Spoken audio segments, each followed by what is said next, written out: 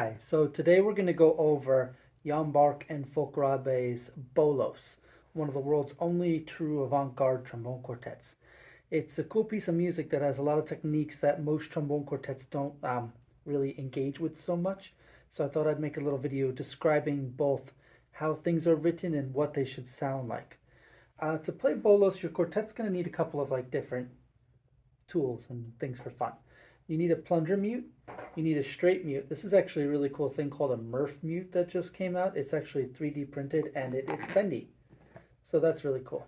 Sounds pretty good for a straight mute, and I got tired of my straight mutes breaking while transporting them, so I've been happy to get this. And it comes in purple. You'll also need a Harmon mute. You'll need a cup mute. You'll need one, if not two, extra mouthpieces. And unless you disassemble your instrument, which you can totally do, you'll need an extra trombone slide. You can use a trombone slide for your trombone. The effect that we're going after, which you'll see, is pretty fun. Some people might not feel comfortable doing it on their primary slide, but you can. But having a secondary slide is also an option for this piece. Let's start off with just kind of a chronological look at the techniques. The piece starts with all four trombones in Harmon mute. So you have your pretty traditional Harmon mute. And you're playing in alternate position D in fourth position, and you're gradually expanding a glissando until you're going 1 to 7.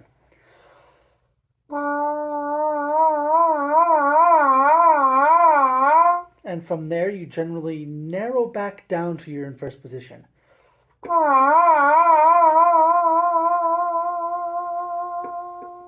So far, so good. You kind of just follow the graphic representation of the piece, and you're good to go.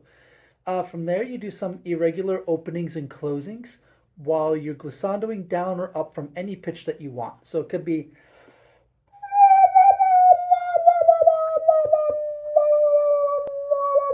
or it could be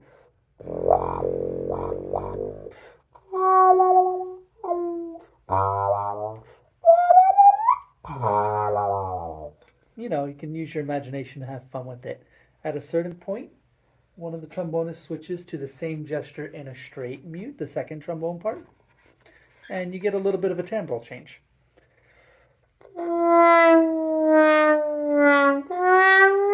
And you get to kind of choose your own dynamics. Shortly thereafter, the third trombonist changes to a plunger mute, which what looks like a little type of Bartok pits on top of it, or like a little target, and that means half open.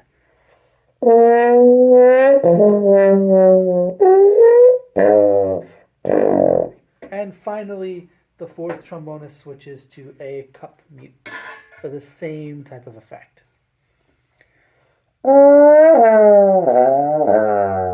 So you kind of have these different mutes and timbres all occurring simultaneously by the time that this first line is over. From there, all the trombones open. So you remove the mutes and you move the mutes and you start doing this irregular rapido trill on notated F4. It says from 1 to 6, and you have three options for playing that note, like F. You can play it in 1, 4, or 6, so you kind of move between those. Folke Rabe used this famously in Bolos, so if you have familiarity with that piece, you'll understand that.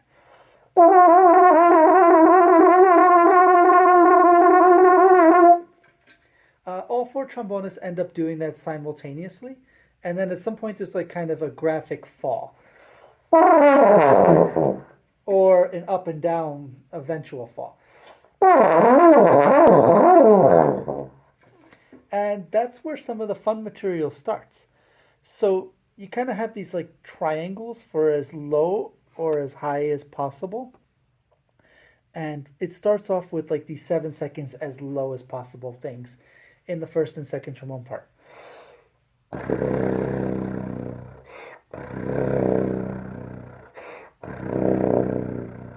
And everybody's kind of playing as low as possible for a while one person has this graphic of a mouthpiece with a little line over it, which is supposed to represent your palm, and they start doing this irregularly.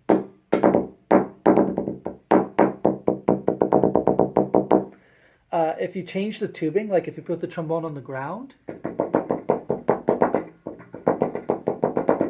You could get different pitches, and you could also get different pitches by engaging the F valve. Now, this doesn't hurt the trombone if you're well practiced at always screwing in your mouthpiece. If you always screw in your mouthpiece, this won't get stuck. If you just drop it in and then you go, it'll get stuck and everybody will be sad. So always screw in your trombone mouthpiece before doing this technique. Everybody kind of end up doing some version of that. There's also, in the third system, bell taps with the fingernails on the bell. Sometimes it says wear a thimble or something, but I find that the back of the nails works really well and has less of a chance of harming the instrument anyway, so I tend to use that. There's also like kiss sounds, like smacking lip sounds, but into the trombone, and more palm tapping. You'll also notice in this piece that there's like a little T with a Z underneath it. The T means to just tongue. That's it. And the Z just means to like kind of keep going with just this T tonguing sound. And you can kind of have fun playing around with that. You could do higher sounds to lower sounds to higher sounds.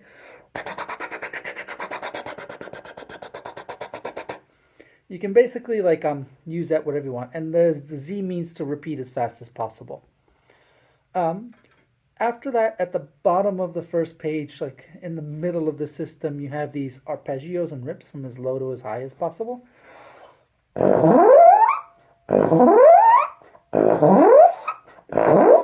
And that happens with like an increasing frequency is represented graphically. The third trombone is like a little solo, play as high as possible and do some stuff.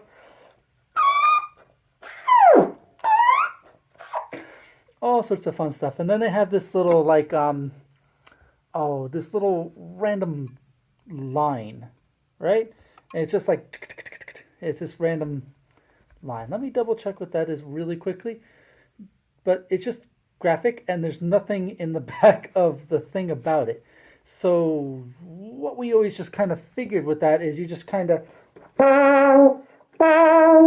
because it's like a little note head with an accent, so you kind of pick a random note and do that for a while. There's some more highest possible stuff, and then we're on to page 2. The second trombonist kind of holds as high as possible and then falls, and then we're back in mutes. First trombonist goes to a plunger mute, which has this, again, repeated as fast as possible note. And you can kind of open and close at your leisure with that. The second trombonist is unmuted, but just has these random notes that represent that you could go wherever you want.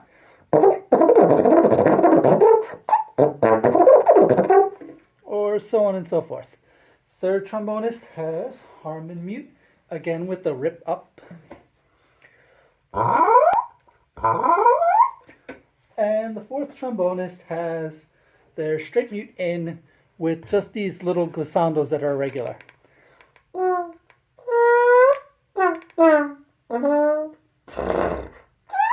And again, there's a lot of freedom with that. First trombonist takes over that material. There's some more irregular stuff. The third trombonist has a little fun thing where they get to do like these X note heads over a note with opening and closing. And the X's over the note heads there. Let me just make sure I have the proper terminology for it. Just means repeated sounds or a buzzing sound without definite tone. Like there's two different ways to notate the X head. The buzzing sound without definite tone. I like to take my lips off the mouthpiece a little bit rather than being fully engaged.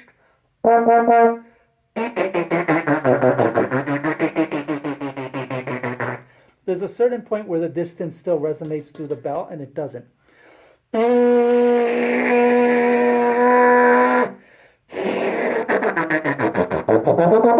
And before it becomes tone. So you can kind of find that place and do that irregular sound. That's about all that happens for the played stuff. Now, People take the outer slide off and play as pathetically as possible in the second trombone part.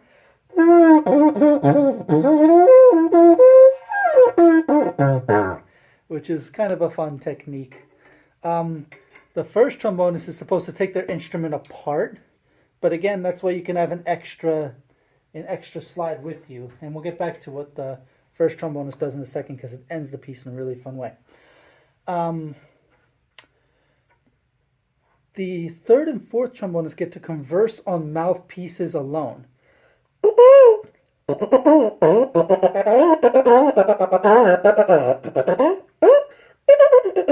And they start with kind of a peaceful conversation and become more agitated. So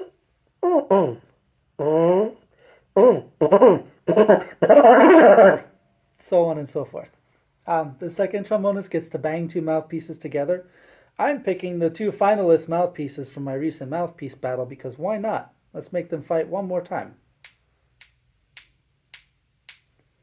You keep an even pulse while banging mouthpieces. It doesn't hurt the mouthpieces. They're metal. Just, try not to wail on them, but have fun with it. And then finally the last sound of the piece. This is a fun one. You take a trombone slide. You cover part with your palm, part with your thumb. And then you pull. Oh, first you undo the slide lock, then you pull. And you get this really loud slide pop that I hope wasn't too loud on the recording.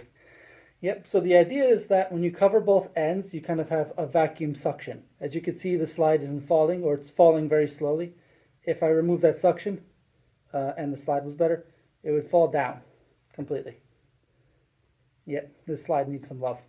But with both of these kind of stopped, it'll stop at a certain point, and it will create a vacuum that you can exploit. Yep. So those are the techniques in Bolos. I hope this helps you get through the piece. It's really fun. It's about theatrics and about having fun on the stage. It's kind of absurdist. It can make people laugh. Those are all good things. It can add some diversity to a trombone quartet recital and give the audience a chance to kind of loosen up and have a good time. That's the techniques through it. Yeah, it's a fun piece. If you're playing it, just have a good time and really feel free to have fun with whatever the techniques are in the piece, or treat it totally seriously. Whatever, just create a character. Either way, as long as you're doing something with intention, the audience is probably going to enjoy it. All right, thanks for watching.